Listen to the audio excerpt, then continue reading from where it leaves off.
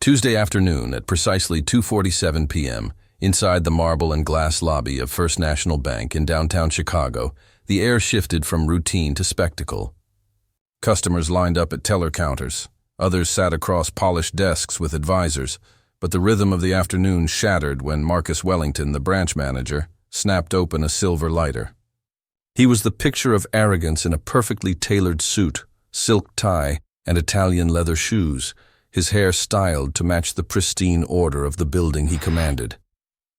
Clutched between his fingers was a business check worth an unfathomable $2.3 million. He tilted the lighter beneath the paper, and in an instant flames devoured the ink, fire racing until the entire check glowed orange and blue. "Your kind doesn't deserve real money," he sneered, holding the burning paper aloft as if it were a flag of triumph. The firelight reflected in his eyes, in the gleaming marble floor, in the shocked stares of those who turned to watch. The flames consumed everything, leaving curling fragments and drifting ash. When the fire had chewed through the last corner, Wellington dropped the charred remains at the feet of the man standing across from him. David Williams was 45 years old, dressed not like a millionaire but like any man off the street. Faded jeans, a gray hoodie, scuffed sneakers that had seen better days. He did not flinch. He did not raise his voice or reach for what had been taken from him. He simply stood as the paper disintegrated at his feet, the acrid smoke curling upward. Wellington pressed his polished shoe onto the pile, grinding slowly as though erasing more than a check. He ground as if he were erasing the man himself. "Look at that," he announced to the gathering crowd, his voice thick with smugness. Problem solved. 3 customers immediately raised their phones. A blonde woman whispered breathless commentary into a live stream as her camera captured every angle of the burning humiliation. Another man shook as he recorded, certain that he was witnessing a viral moment. The security guard approached with caution, hand brushing his radio. "Sir, you need to step back," he said, though his tone wavered against Wellington's authority. But Wellington basked in his moment, waving off the warning. David's face stayed calm, unreadable. His hand twitched toward the pocket of his hoodie but fell again. Above them, the wall clock ticked to 2:48. 12 minutes remained until his board meeting, though no one here could have guessed what that meant. The humiliation thickened as Wellington pointed toward the blackened fragments. "Everyone, look at this masterpiece," he said, sweeping his hand theatrically. "I handled that fake check the way it deserved. Burned it in front of him. Problem solved." The fragments clung stubbornly to the floor, a few sticking to the white of David's sneakers. The acrid smell of burned paper stung the air, irritating eyes and nostrils. Sarah Mitchell, the assistant manager, shifted behind the counter, her voice hesitant. "Marcus, maybe we should—" "Quiet, Sarah," Wellington snapped, eyes gleaming. "Sir, what's your real name? Don't feed me some fake identity to go with that worthless check I incinerated for all to see." The blonde woman's live stream audience climbed with dizzying speed. 47, 156, 312, 478 people, the numbers ticking higher every second. Comments exploded across her screen. "Oh my God, he burned it." Savage manager. "Bank burns check is trending." Wellington kicked lightly at the ashes, scattering them across the marble like confetti. He glared at David's jeans and hoodie, sneering. "You walk into my bank wearing Goodwill clothes with a fake check bigger than most people make in a year? Thought you could fool us? Watch this." Again, he twisted his heel into the fragments, pulverizing what little remained into dust. From near the investment desk, an elderly woman in a Chanel suit clapped softly. "Bravo, Marcus," she called, voice clear and cutting. "That's exactly how you handle their kind. Burn first, ask questions later." Her approval emboldened others. A businessman in a Brooks Brothers suit muttered, "Should have done that when he walked in." More customers edged closer, pulled by the intoxicating combination of authority and spectacle. The smell of scorched paper hung heavy. David reached slowly for his wallet, where a platinum Amex card glinted faintly. But before he could produce identification, Wellington lunged and snatched the wallet, holding it overhead like a prize. Well, stolen credit cards too," he declared. He thumbed through the slots, waving it like a trophy. "Fake check, stolen cards, and I bet fake ID too." "A complete criminal package," The security guard pressed his radio, speaking quickly. Yeah, we need backup. Suspect with destroyed evidence, possible stolen property, David finally spoke. His voice was unnaturally calm, deep and steady, a tone that clashed against the chaos around him.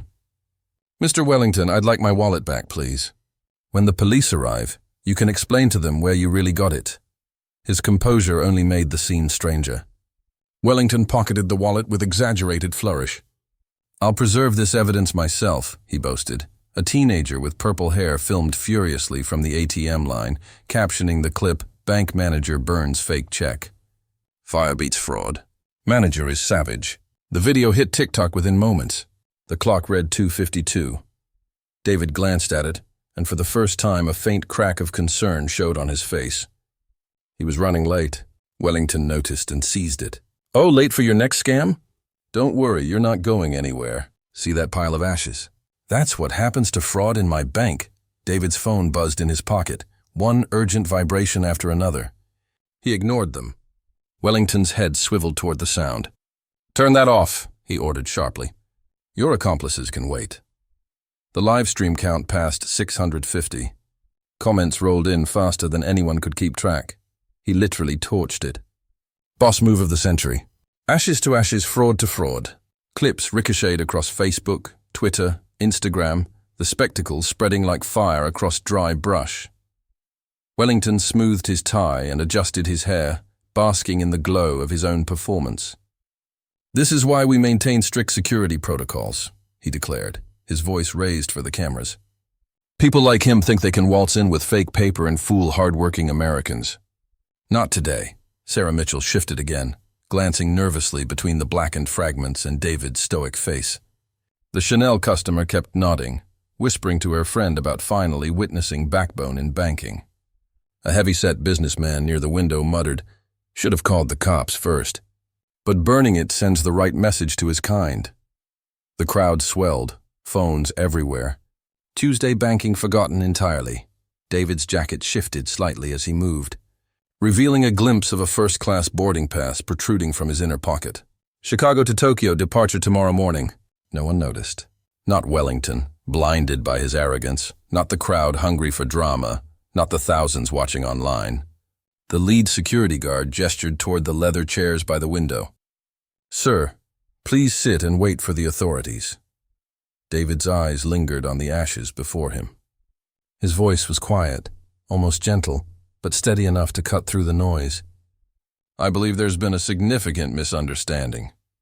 Wellington laughed, a booming, theatrical laugh that filled the marble lobby. He threw his head back, ensuring every camera caught it. The only misunderstanding is you thinking that pathetic check would work in my establishment. The wall clock clicked to 2:55. Wellington turned to his audience. His arms spread wide like a politician on a stage. Ladies and gentlemen, this is how you protect your community. Burn the fraud. Protect the innocent. Never let criminals think they can outsmart honest bankers. The crowd murmured in strong approval, their phones capturing both the scattered ashes and David's unbroken composure. David allowed the guards to direct him toward the seating area, lowering himself into one of the leather chairs. Yet something in his expression shifted. He looked at the blackened fragments, then at Wellington, and a faint trace of amusement passed over his features, as if he knew something no one else could grasp. He checked his wristwatch, a gleaming Swiss timepiece that caught the fluorescent light. Its shine went unnoticed, though cameras captured it clearly. 5 minutes remained until 3 o'clock. 5 minutes until a board meeting was scheduled to begin. 5 minutes until the humiliation of this moment would transform into something no one in that bank could have predicted. The tension inside the bank grew thicker with every passing second. David sat calmly in the leather chair, his posture relaxed, his face unreadable, while the crowd swelled around him. Phones hovered in the air, lenses trained on him like weapons, capturing his every breath. Marcus Wellington strutted across the marble lobby as though it were a stage, his voice booming, his tie adjusted, his smile fixed in smug satisfaction. He had already incinerated the check, reduced $2,300,000 to ashes and dust, and now he paced like a conqueror circling his vanquished foe. To the audience around him, customers, staff, live stream viewers, he looked like a man delivering justice. But David's stillness carried its own weight, a quiet refusal to participate in the farce unfolding around him. "You seem remarkably calm for someone caught red-handed," Wellington taunted, circling him with predatory delight. "Most criminals panic when their little scams collapse. But you, sitting there like you've still got a chance. Do they all behave like this?" David's eyes tracked him with quiet amusement. His deep voice carried with measured restraint. "Do they really?" The simple response unsettled some listeners, but Wellington raised his hands toward the audience. "Oh, look, he speaks. Ladies and gentlemen, the sophisticated fraudster finally has something to say. Please enlighten us all with your excuses." An elderly woman in Chanel, who had earlier applauded Wellington's theatrics, leaned in closer, whispering loudly to her companion, "Brilliant strategy, burning the fraudulent evidence right on the floor. I've never seen anything like it in 40 years. A businessman in a three-piece suit chimed in. "You should run for mayor, Marcus. This city needs your backbone." Wellington glowed under their praise, his smile widening, his silk tie smoothed again. "Just doing my duty to protect honest, hard-working Americans," he boasted. David's phone buzzed once more in his pocket. He glanced at the screen discreetly. "Urgent emergency board meeting starting now." "Where are you?" He shifted, rising slowly to his feet. "I need to take this call," he said evenly, his voice calm, deliberate. The security guards stepped forward instantly, their hands twitching toward equipment. "Sit back down right now," one barked. "You're not going anywhere until the police arrive." Phones captured every angle of the moment. Livestream commentary exploded. "He's trying to leave. The scammer wants to escape. Get him!" Wellington barked laughter, gesturing dramatically to the ashes. "Look at that pile of carbon on my floor. That was your big payday, wasn't it? Your little scheme, your meal ticket. Now it's nothing but ash." Sarah Mitchell, unsettled behind the counter, whispered, "Marcus, maybe we should verify details." "Verify what?" Wellington snapped, dismissive and arrogant. "The check's gone. The wallet's in my pocket." Case closed. The front doors swung open and a new figure stepped in. An impeccably dressed woman with a leather briefcase paused, frowning at the smell of smoke, and the crowd pressed tight around the lobby. "What's going on here?" she asked a customer. "The manager caught a scammer red-handed," the man replied eagerly. "Burned his fake check right in front of everyone. The whole thing's viral." Her eyes followed his gesture to David, sitting calm among security, and widened. She pulled out her phone immediately.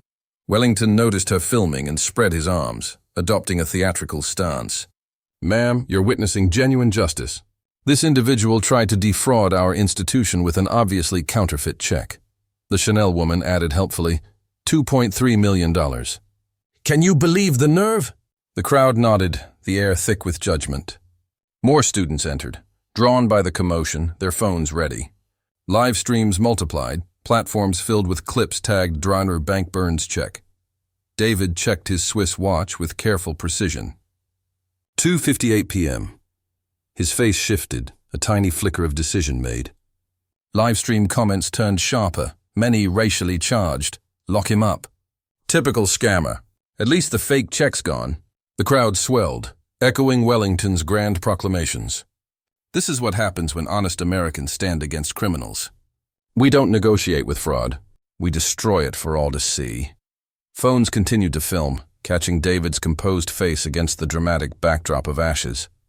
Sarah noticed details no one else cared to see: the expensive watch, the quiet confidence, the incongruity between his calm demeanor and Wellington's narrative. She whispered again, tugging Wellington's sleeve.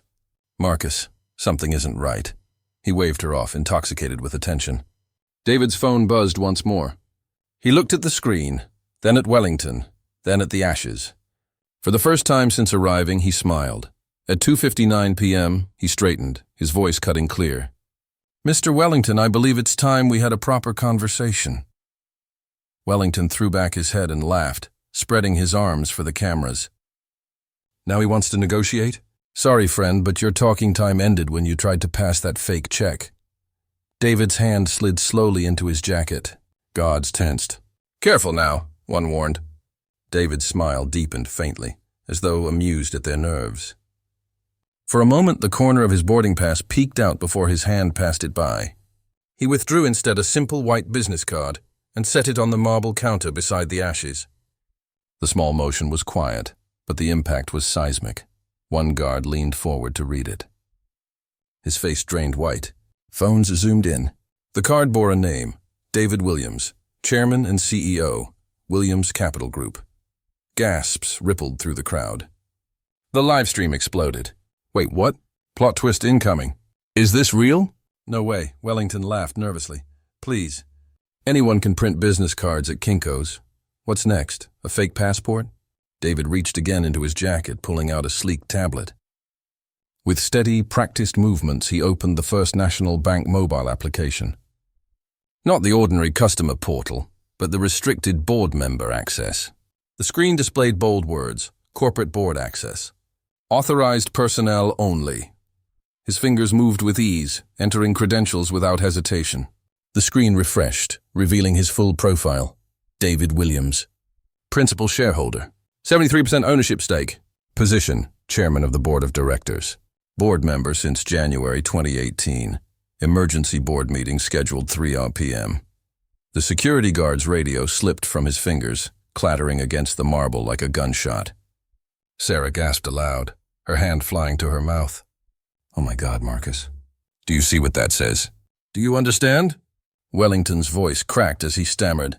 That's fake software, just another con. Anyone can program that. His confidence bled away, replaced by sweat across his brow. David turned the tablet outward, showing the crowd.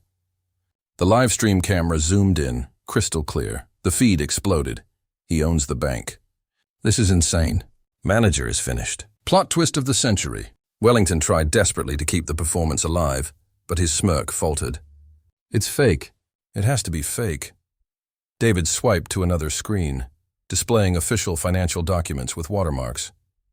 Would you like to know what that check you burned contained? He asked calmly. Wellington tried to wave him off, but his voice lacked force. It was counterfeit. It was my quarterly dividend payment, David said evenly. From this bank to me, the majority shareholder. The silence that followed was suffocating. Even the air conditioner seemed to hush. David scrolled again, revealing the dividend record. $247,000 authorized by board resolution. He looked at the ashes on the floor, then at Wellington, his expression more curious than angry. You just burned my personal money, Marcus. On camera, in front of witnesses, with thousands watching online. Wellington's complexion shifted from pink to pale to green. David opened the personnel directory and tapped Wellington's name. He read aloud, voice steady. Marcus Wellington, branch manager, downtown Chicago. Employee ID 4847. Annual salary $127,000. Hired March 15, 2018. Performance rating, satisfactory. Supervisor, Jennifer Hayes. He looked up. You've worked for me for 6 years and 8 months. Gasps erupted again. The Chanel woman who had applauded earlier began edging toward the exit. The businessman who praised Wellington for mayor stared in horrified silence.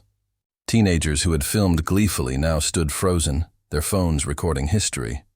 Livestream viewers skyrocketed past 3,500. Comments cascaded faster than human eyes could read. He's the boss. Manager just destroyed his boss's check. This is unreal.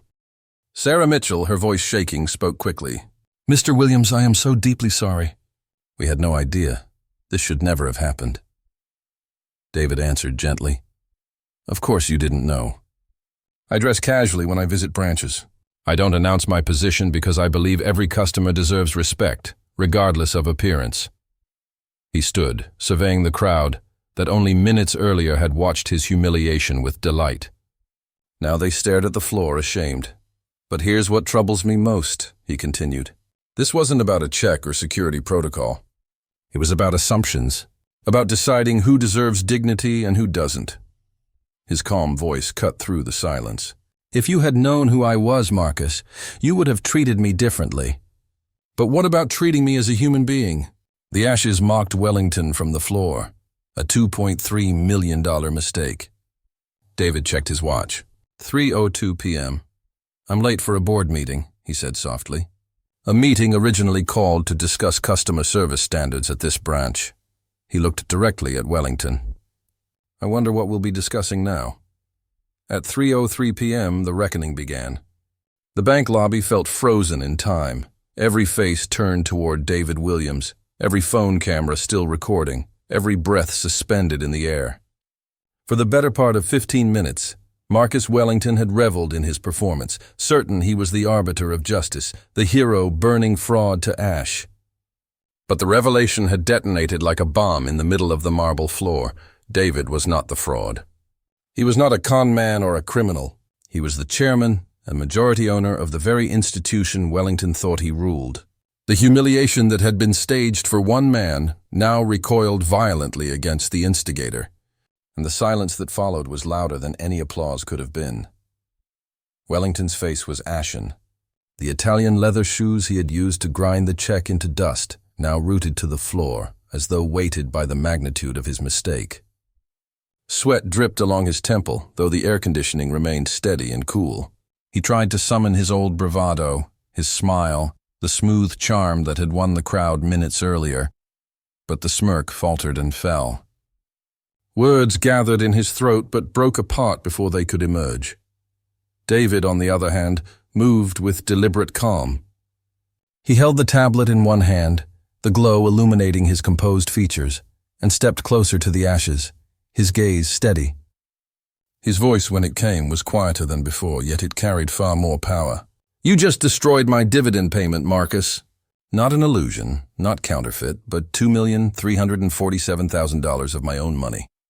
Money issued by this bank to me, its majority shareholder. You burned it theatrically for an audience of strangers and thousands more watching online. You ground it into dust to feed your ego. The crowd shifted uneasily. Sarah Mitchell stared at the floor, cheeks burning with shame at having stood silently while her manager mocked and degraded a man who was now revealed to be her ultimate superior. The Chanel woman backed further toward the exit, unwilling to meet anyone's eyes. The students lowered their phones slightly, though they continued recording, drawn not by entertainment now, but by the weight of witnessing history. David swiped again, the tablet displaying another set of screens. First National Bank generated $847 million in revenue last year, he said with disarming calm. Williams Capital contributed $623 million of that through our stake and business relationships. That is nearly 3/4 of your revenue. My investment keeps this institution not just alive, but thriving. He paused, letting the words settle into the air. And yet, despite all this, the respect owed to me as a human being was deemed worth less than the clothes I chose to wear. The livestream audience swelled again. Comments flying so fast the feeds could barely keep up.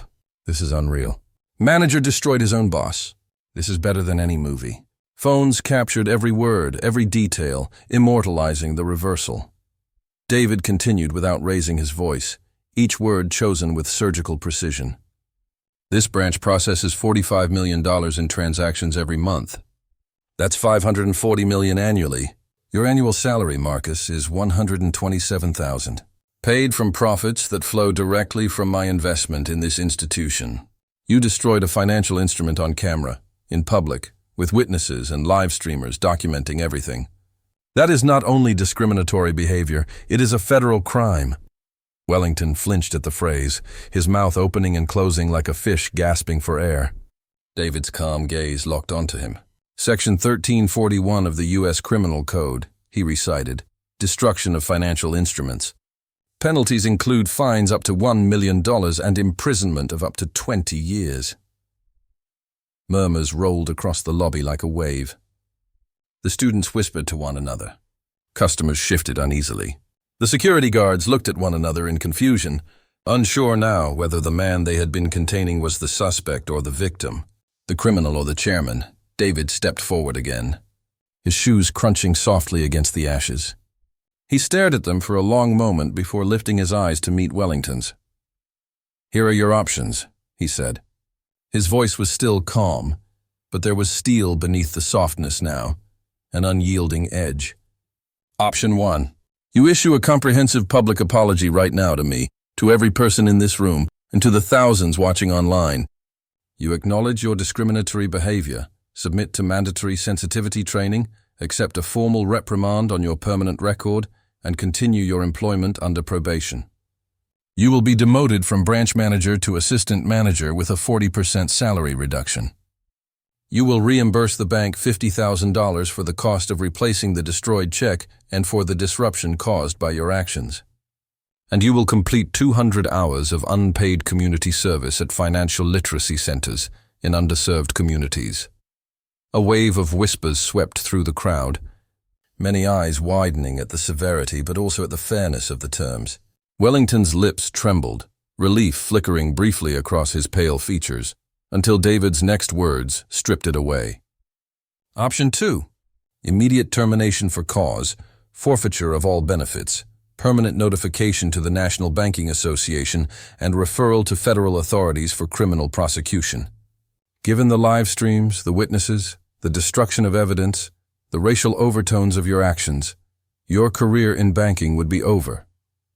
Your name would be attached forever to this incident. The evidence is irrefutable.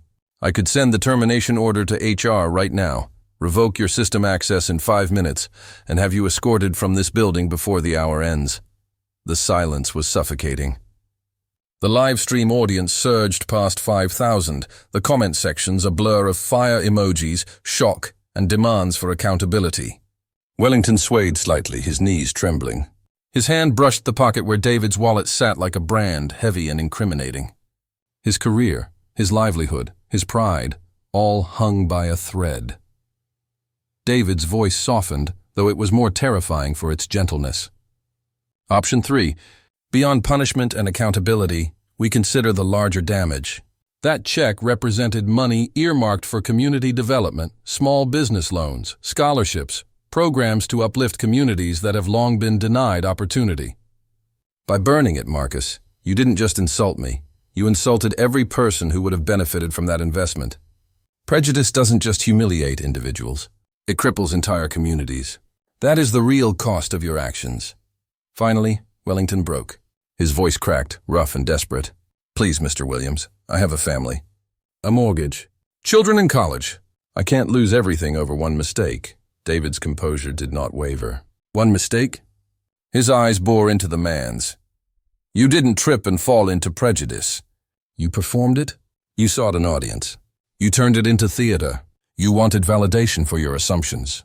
You wanted to humiliate me publicly, to bask in the approval of a crowd. Well, you got your wish, and now you will answer for it. The digital wall clock ticked to 3:07. David raised the tablet meaningfully, his finger hovering over the termination form. His gaze stayed steady. You have 60 seconds, Marcus. Choose your future. The countdown ticked silently in the air, every second heavier than the last. Wellington's face sagged, drained of color. His arrogance collapsed. At 30 seconds, his knees buckled slightly. At 45, tears welled in his eyes. At 59, his lips parted, his voice barely audible. I choose option 1. I apologize. Completely.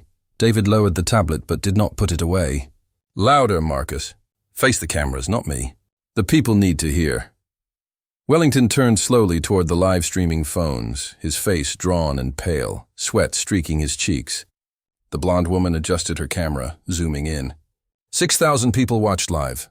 He swallowed hard, his voice trembling as he spoke. I, Marcus Wellington, sincerely apologize to Mr. David Williams for my discriminatory behavior. I made racist assumptions based on his appearance. I destroyed his property. I treated him with prejudice and disrespect. My actions were wrong, illegal, and inexcusable. The comment feeds erupted. Too late. At least he's admitting it. Make him pay. But David's calm voice pressed him on. Continue. Wellington's hands shook. I apologize to every customer here, and to everyone watching online. I accept full responsibility. I will work to become a better person. His words spilled weakly, but the cameras captured them all, broadcasting his humiliation to thousands. David turned back to Sarah. Prepare Marcus's new employment contract reflecting his demotion and salary reduction. HR will need documentation within the hour. Sarah typed quickly, nodding. Her allegiance had shifted completely, her professionalism now anchored to David's authority. David's eyes returned to the crowd. His voice grew firmer, his cadence deliberate, the kind of voice that carried policy and permanence. Effective immediately, this branch will implement the Dignity First protocol. Every customer will receive equal service regardless of appearance or perceived economic status. Staff must greet customers within 30 seconds and maintain courtesy throughout. All interactions will be recorded and reviewed monthly by an independent civil rights organization. Any patterns of bias will trigger investigation and consequences. Quarterly training will be mandatory on unconscious bias, cultural sensitivity, and professional standards. Promotions and raises will depend on these scores. He walked slowly to the ashes, kneeling to gather fragments carefully in his palm. These ashes will not be discarded. They will be preserved as a reminder. A framed memorial titled "The Cost of Assumptions" will stand in this lobby, displaying what prejudice destroys, not just paper, but dignity, trust, and community. He straightened, the fragments dark in his hand. This is what you burned today, Marcus. Not a check, a principle. And this will stand here as a warning that it must never happen again. The live stream comments shifted from mockery to awe. This is leadership, turning ashes into lessons. He's rewriting the rules in real time. News outlets began to pick up the stream, headlines forming within minutes. The moment was no longer just a viral video, it was becoming a movement. Wellington, broken and pale, reached into his pocket and returned David's wallet with shaking hands. "I'm sorry I took this," he whispered. David accepted it calmly. "Thank you. Now you will begin your community service.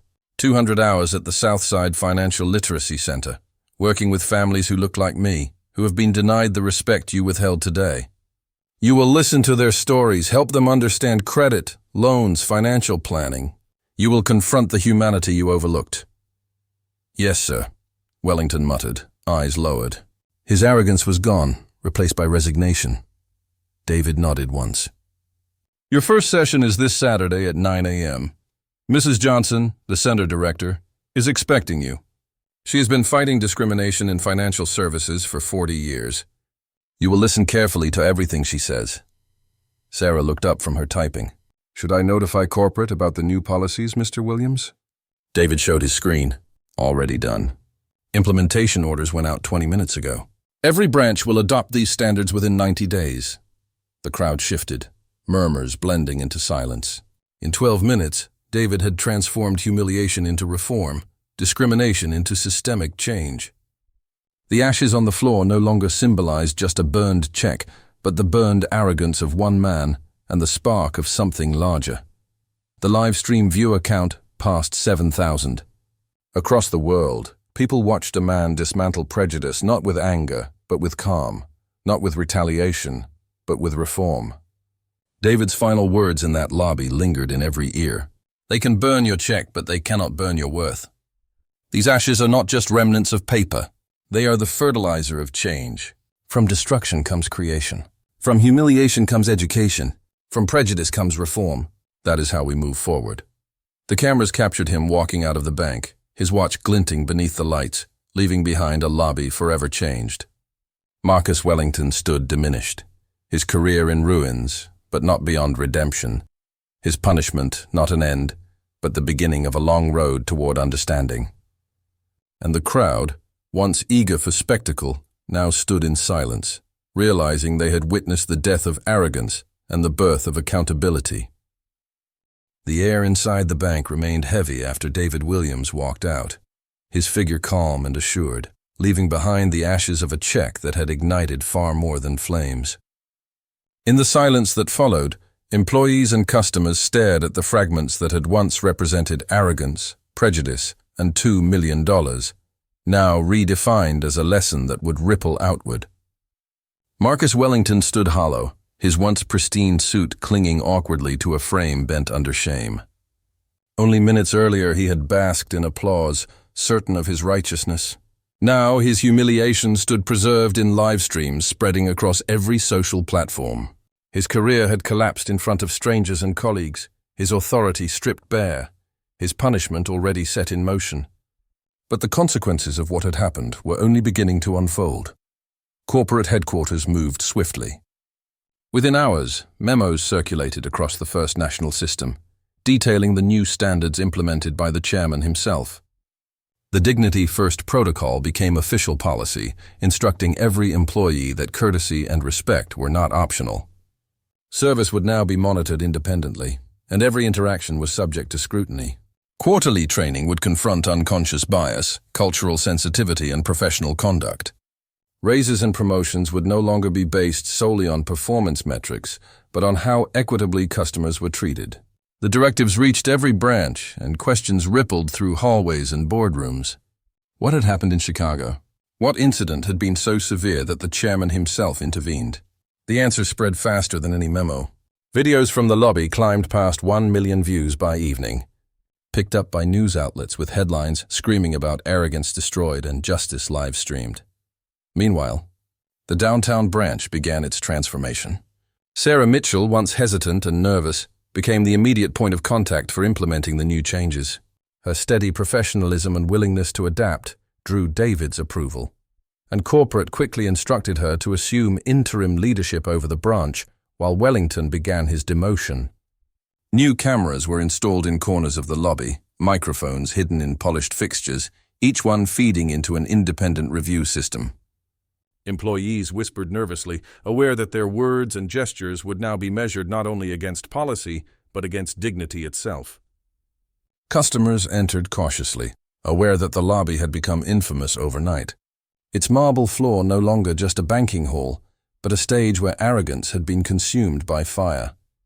The most striking addition came 2 weeks later. Behind protective glass, mounted on velvet, rested the preserved ashes of the check that had been burned. Above it, a brass plaque gleamed, the cost of assumptions, in memory of prejudice, destroyed by dignity. Visitors paused, their eyes drawn to the charred fragments. Some took photos, others fell silent. Parents brought children to see it, explaining how something as simple as a piece of paper could reveal truths about fairness and respect. The memorial became not just decoration, but a declaration, a permanent reminder that dignity had weight, and arrogance carried consequences. Marcus Wellington's punishment unfolded quietly at first, though his humiliation remained public. His demotion to assistant manager was swift, his salary cut by nearly half, his new contract sealed with the reprimand and probation David had demanded.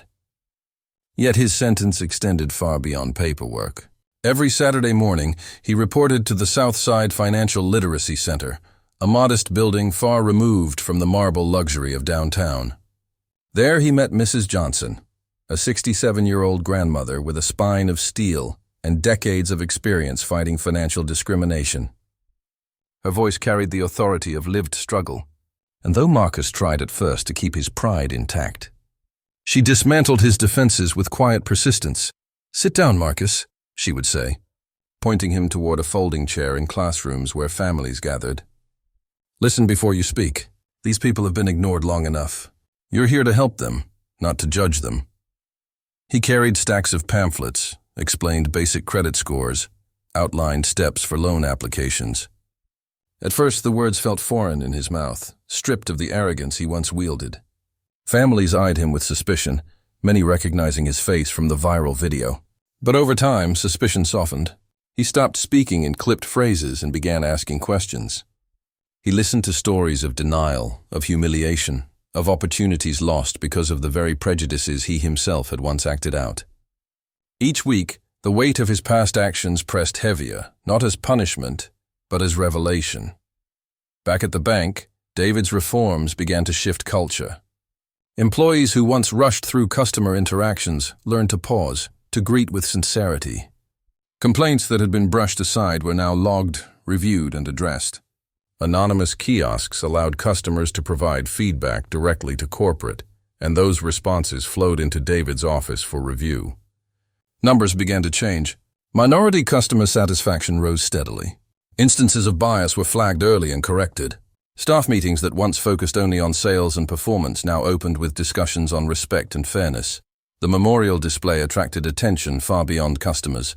Journalists visited, cameras filming the glass case with the ashes resting solemnly inside. Professors brought students to witness it as part of lectures on systemic discrimination. Activists pointed to it as proof that reform could be sparked by accountability. David's phrase, "They can burn your check, but they cannot burn your worth," appeared on posters, mugs, even social media hashtags. The cost of assumptions became a movement, cited in speeches, shared in classrooms, invoked in corporate boardrooms where diversity and inclusion had once been little more than bullet points on slides. David himself continued his unannounced visits to branches, still dressing simply, still blending in as an ordinary customer. Employees never knew when he might appear, and word spread quickly that the chairman cared not for titles, but for behavior. Customers who had once been ignored now found themselves treated with attentiveness. Staff who faltered were coached, and those who resisted were dismissed. The reforms had teeth, and David wielded them with the same calm authority he had displayed in the lobby that day. For Wellington, the change was slower, but real. At first, he had resented every Saturday morning he spent at the literacy center. But week after week, as he sat with families, guided teenagers through budgeting, helped elderly couples understand mortgage terms, something softened. The arrogance that had fueled his performance in the bank eroded under the steady tide of humility. Families began thanking him, not because he was extraordinary, but because he listened, because he showed patience, because he tried. Letters of gratitude were taped to the walls of the center. His hours of required service stretched beyond the mandated 200. He stayed longer, volunteered for extra sessions, and eventually continued even after the official term ended. He was no longer simply paying penance. He was changing. 6 months later, the branch lobby looked different. The memorial display had become a fixture, the plaque polished weekly. Visitors arrived from out of state to see it, many taking photos to share online. Some came quietly, standing before the ashes in silence, reflecting on their own assumptions. For the staff, it was no longer just decor but a daily reminder. Wellington himself walked past it each morning, the sight of the fragments a mirror reflecting the cost of his arrogance. He greeted Sarah Mitchell now with humility, no longer as her superior but as her colleague. She treated him professionally, her respect no longer rooted in his title, but in the effort he showed to change. The ripple effect spread far beyond First National Bank. The Williams standards, as people began to call them, caught the attention of other industries. Retailers adopted dignity protocols. Hospitals integrated bias monitoring systems. Universities invited David to speak about systemic change, his calm authority inspiring leaders to consider not just policies but principles. Technology companies developed software modeled on his monitoring systems, algorithms designed to detect patterns of bias invisible to human eyes. Within a year, dozens of corporations had adopted similar frameworks, citing improved customer trust and satisfaction. Through it all, David never painted himself as a hero. In interviews, he explained his choice simply. "I refused to let prejudice pass unchallenged. I chose dignity instead of retaliation. And I believe real heroes are those who take the harder road of growth, like Marcus." He spoke of humility, of reform, of the power of turning ashes into lessons. Audiences leaned in, not because his words were flashy, but because they were undeniable. The viral video continued to spread. 15 million views became 20, then 30. Translated into multiple languages, it appeared in classrooms, training modules, community meetings. Each time the clip played, viewers watched a man mocked and humiliated, only to rise quietly and reveal authority no one could deny. They watched arrogance melt into shame, prejudice transform into reform. They watched a reminder that assumptions can cost everything, and dignity can restore far more. Wellington's journey became its own story. Once a symbol of arrogance, he now represented the possibility of change. He arrived early to the literacy center, stayed late, and carried boxes of educational materials without complaint. He sat across from families and asked questions he would never have thought to ask before. When Maria Rodriguez, a small business owner, explained her denied loan application, Wellington listened, explained debt-to-income ratios, and helped create a plan. She looked at him with gratitude. "You're the first bank person who actually listened." The word struck him harder than any reprimand. He realized the depth of what he had ignored, the humanity he had dismissed. Each month, he checked in with David, who asked pointedly about his experiences.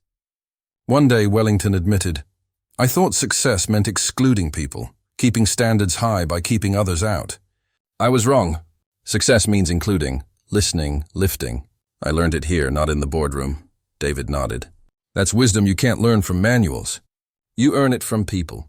6 months after the day fire consumed a check and arrogance consumed a man's pride, the lobby of First National Bank in downtown Chicago bore little resemblance to the place where it had happened. The marble floor gleamed as it always had. The tellers greeted customers as they always did. But one thing had changed forever. Behind protective glass, in the very heart of the lobby, sat the memorial that no one could ignore. On velvet rested the charred remains of the check Marcus Wellington had destroyed, and above it gleamed the brass plaque etched with words that now resonated across industries: the cost of assumptions, in memory of prejudice destroyed by dignity. People came not only to bank but to pause before the display. Families with children stopped to explain what those ashes meant. Strangers whispered about the viral video that had captured the moment. Students from universities visited to take photos, some sketching the case as part of projects on social justice. The ashes were more than remnants. They were a symbol, an emblem of the power of humility over arrogance, of justice over prejudice. Marcus Wellington passed the display every morning. The sight never failed to tighten his chest, to remind him of the moment when he thought himself untouchable, when he believed his authority gave him the right to humiliate another man. The humiliation was still fresh, preserved not only in ash but in millions of screens across the world. Yet now, as he walked past the memorial, there was no bitterness left in him. He carried folders of materials for his Saturday shift at the Southside Financial Literacy Center, a routine that had started as punishment but had become habit. Every week he sat with families who once would have been invisible to him. He explained credit, loans, and interest rates with a patience he never knew he possessed. He listened to their stories, their fears, their hopes.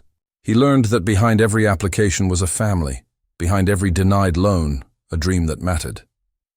At first the families looked at him with suspicion, recognizing the disgraced banker from the viral clip, but over time they began to see something else. They saw a man willing to own his mistakes and to change.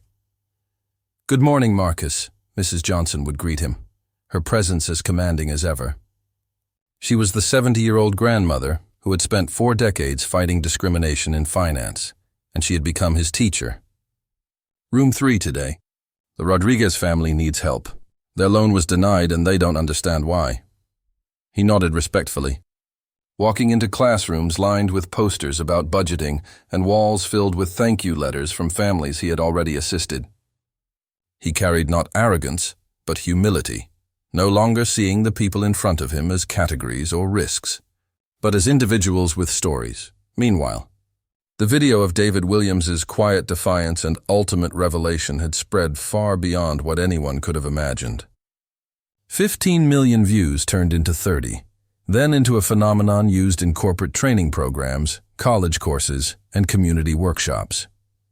Translated into a dozen languages, it became a global parable about dignity, about assumptions, about the consequences of prejudice. Hashtags that had once mocked the moment, bank burns check or justice served, shifted into movements. The cost of assumptions was no longer just a plaque in a bank. It was a phrase printed on mugs in corporate offices, displayed on posters in schools, quoted in speeches by leaders and activists alike. David's line, "They can burn your check, but they cannot burn your worth," resonated across communities. It became a rallying cry for those who had faced discrimination, a reminder that dignity could not be incinerated. David himself did not withdraw into power or distance himself from the incident. Instead, he stepped forward into a role he had not sought but now accepted. He spoke at universities, standing before young people eager to understand how one moment could shift an entire system. He told them not about his authority or wealth, but about his choice to respond with calm rather than anger, with reform rather than revenge. The easy path, he would say, his voice steady, would have been to retaliate, to demand punishment only. But that would have left the system unchanged. Dignity is not just about one man. It is about creating systems where dignity cannot be denied. Students leaned forward in their seats. drawn not by dramatic flair but by the quiet authority of a man who had lived the lesson he spoke.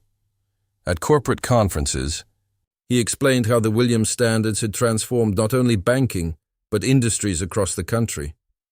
Companies adopted bias monitoring technology, mandatory training, customer dignity protocols. Hospitals introduced patient dignity charters. Retailers retrained their staff. Government agencies experimented with similar frameworks. A study showed businesses that adopted these standards saw a 23% increase in minority customer satisfaction, an 18% boost in overall retention. Numbers proved what David had always believed. Respect was not a cost, but an investment. Wellington's journey became part of the story as well. Reporters who had once written about his arrogance now wrote about his transformation. Cameras occasionally followed him into the literacy center, where he sat humbly across from families, explaining financial forms with a patience that seemed unrecognizable from the man who once strutted across a marble floor with a lighter. When asked by a journalist how he endured the humiliation of his fall, he answered softly, "I needed it. Without that moment, I would never have seen the truth. I thought my job was to protect the bank from people. Now I understand my job is to help people navigate the bank." His words carried weight precisely because of who he had been, because he had lived both arrogance and humility. David listened to these developments with a mixture of caution and quiet satisfaction. He never sought to turn Wellington into a mascot of reform, but he did not ignore the transformation either. In private check-ins, he asked pointed questions. "What did you learn this week, Marcus?" Wellington would reply with examples, stories of families he had met. One day he confessed, "I thought success meant excluding people, keeping barriers high. I realize now success means including them, helping them climb." "I was wrong?" David nodded slowly. "That lesson cannot be taught in manuals. It has to be earned." The memorial display in the downtown branch grew into something larger than expected. Conferences organized tours to see it. Civil rights groups used it as a teaching tool. Tourists photographed it. Children pointed at the ashes, asking parents why paper was kept under glass. Parents knelt and explained that those ashes represented a mistake, a lesson, a turning point.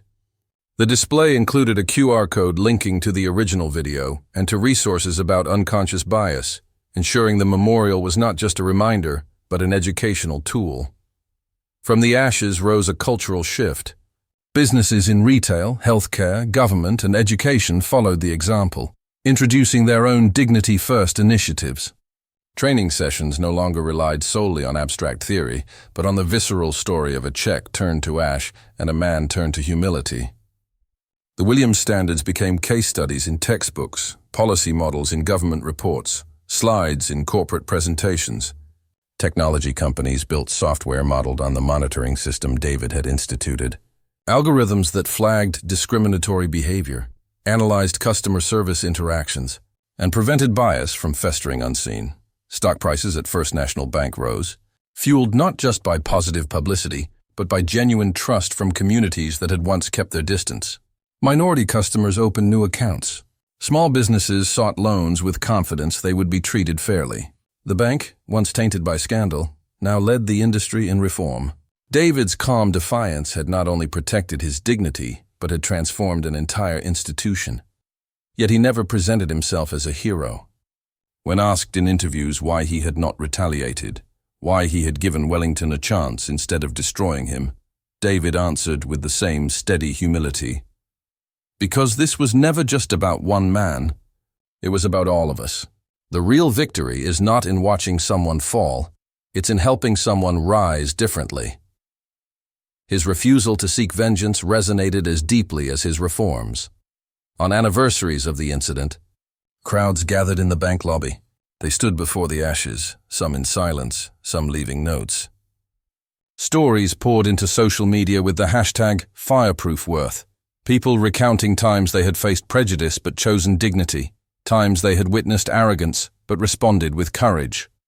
The movement spread not through slogans, but through lived stories, each one echoing David's choice. For Wellington, life settled into a rhythm he had never expected. Each Saturday, he arrived early at the literacy center, carrying materials and greeting Mrs. Johnson with respect. He no longer saw the work as punishment, but as a calling. Families began to thank him with sincerity, not because of his title, but because of his patience. Letters filled the walls, not just for David Williams now, but for Marcus as well. They wrote of how he had helped them understand mortgages, how he had explained credit in ways they finally understood, how he had listened when no one else did. His hours of community service extended beyond 400, then 600. Even when his sentence ended, he continued showing up. Humility had become habit. The world moved on, but the lesson did not fade. The story of the burned check entered classrooms, boardrooms, churches, and community centers. It was told not as a tale of vengeance, but as one of reform, not of humiliation, but of transformation. The ashes were not only a reminder of what had been lost, but a symbol of what had been gained, a new standard for dignity. David often returned to that lobby, unannounced, dressed as he had that day, simply, without fanfare. He would pause before the glass case, staring at the ashes, remembering the moment when he had been humiliated before strangers and had chosen calm instead of rage. Each time he felt the same reminder. Dignity was not a choice you made once, but a standard you upheld daily. He would then turn, walk to a teller, and carry out ordinary business like any customer, knowing every eye in the room was watching, but also knowing that their treatment was not for him alone. It was for every customer who would follow. The check had burned, but its worth had not. In its destruction lay the foundation for systemic change, for humility learned, for dignity restored. In its ashes lay the proof that prejudice could be challenged without violence, that arrogance could be reshaped into empathy, that systems could bend toward justice when someone dared to demand it. From that fire, a new standard had risen, one that spread across industries, across communities, across lives. And so the legacy of the burned check endured, not as a symbol of loss, but as a monument to the simple, unshakable truth. Dignity cannot be destroyed.